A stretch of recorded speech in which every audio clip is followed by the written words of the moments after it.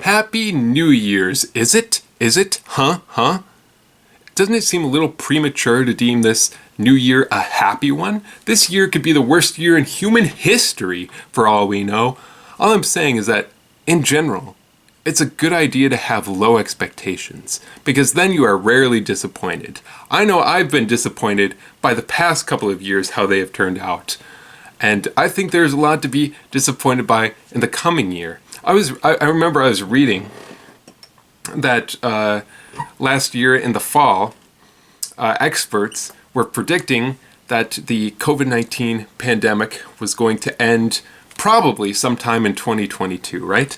Of course, that was before the Omicron variant. And based off of what I read, it seems like experts aren't so sure that the pandemic is going to end in 2022.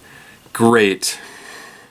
Also, if you look at like the map at the at the COVID at the vaccine rates by country, you'll notice that a lot of developing countries do not have as good of access to vaccines. Of course, what's going to happen if these countries, these developing nations, don't have good access to vaccines? Well, the COVID's going to infect more and more people, and the virus is going to have more chances to mutate, and there's going to be a bigger chance of a new variant, and the pandemic's going to be prolonged. It's going to be a disaster. All I'm saying is that, don't you think that maybe we should help developing nations vaccinate their people so that the pandemic isn't prolonged? Or at least do something. It seems like we're not doing anything.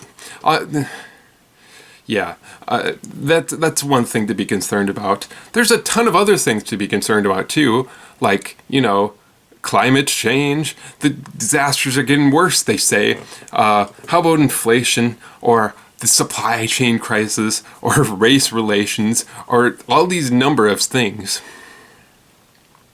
But I think the worst thing that can happen this year, even if none of those other things happen, if everything goes right for most people, things could still go bad for you.